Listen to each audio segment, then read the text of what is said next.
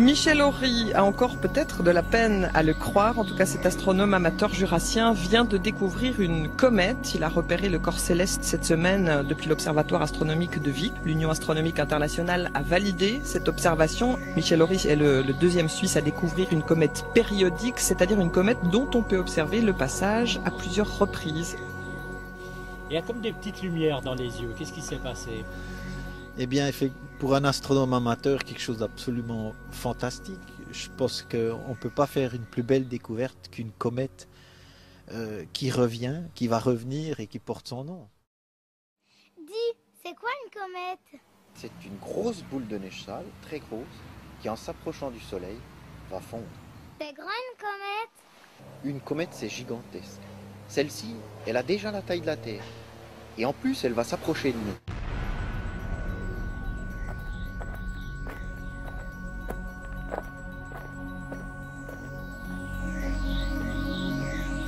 Après avoir confié la primeur de la découverte à sa famille, ce jeune professeur de physique au lycée cantonal de Porrentruy revient sur Terre. C'est l'heure de la reprise des cours.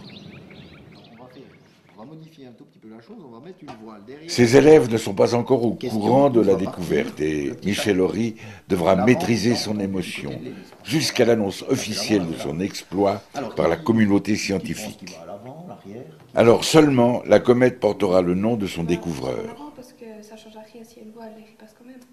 Je suis fier pour moi, oui, mais je suis surtout fier pour tous ces amateurs dans le monde qui auraient peut-être fait cette découverte, qui auraient pu la faire, mais qui sont très très fiers de moi parce que j'appartiens à cette communauté. L'astronomie est une science un peu exceptionnelle où on peut être amateur et faire une très grande découverte. En ce qui me concerne, ça correspond à peu près à 10 ans d'observation, 550 nuits.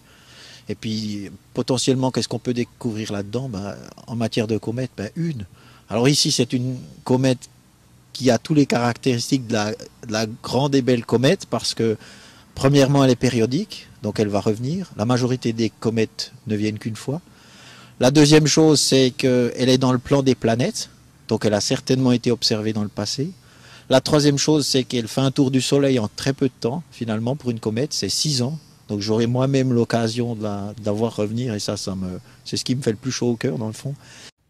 Observatoire Bernard Comte à Vic.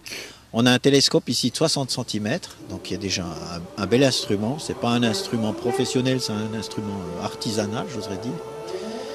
Et depuis 2004, ce télescope est capable de fonctionner de manière automatique.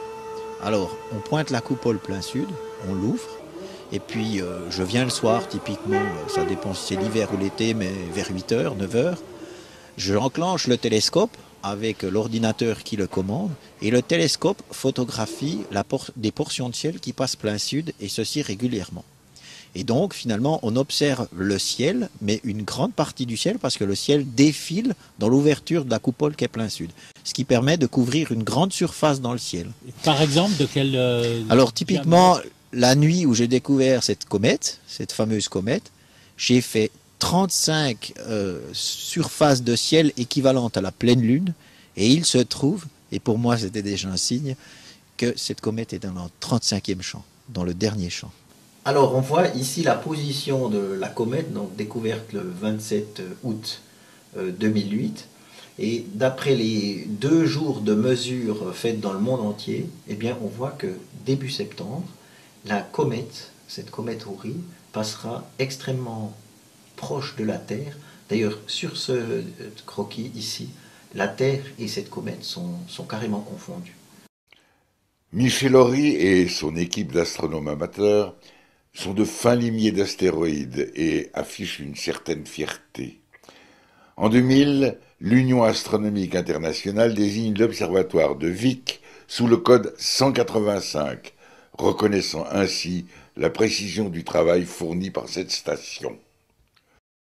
Pour Vic, c'est une grande fierté qu'on va essayer de concrétiser par une action qui se reste encore à définir et puis à suivre les prochaines découvertes de M. Horry. 2008, une visite de marque. Nicolas Hayek signe le livre d'or. Cette comète, c'est quelque chose d'exceptionnel, donc je crois qu'il faut le dire, hein, on a tous en tête la comète de Halley, il y aura la comète Ory, et puis surtout ça permet un peu, par un effet multiplicateur, d'intéresser les jeunes, étant donné qu'ils enseignent au lycée, d'expliquer aussi que dans le Jura, on n'est pas du tout loin de tout, qu'on est proche des étoiles, et pas simplement la tête dans les étoiles, mais aussi le cœur dans les étoiles, et puis peut-être un petit clin d'œil en disant on a un patrimoine incroyable, avec par exemple des traces de dinosaures de 152 millions d'années, et puis là, hop, on peut scruter le ciel, le firmament, et puis avoir des découvertes aussi magiques.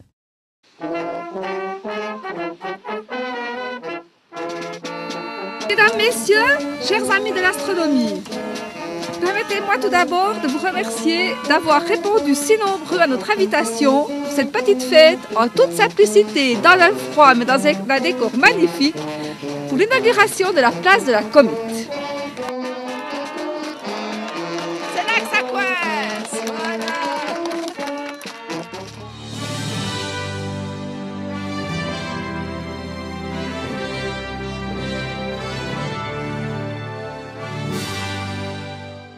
Delémont, chef-lieu du Jura, célèbre aussi son arpenteur du ciel. Aujourd'hui, le conseil municipal inaugure. Le lendemain, le gouvernement cantonal le fêtera aussi. Un prix d'encouragement des sciences et de la culture. Comme le dit bien son nom, c'est pour encourager les jeunes qui travaillent dans le domaine artistique ou dans le domaine scientifique.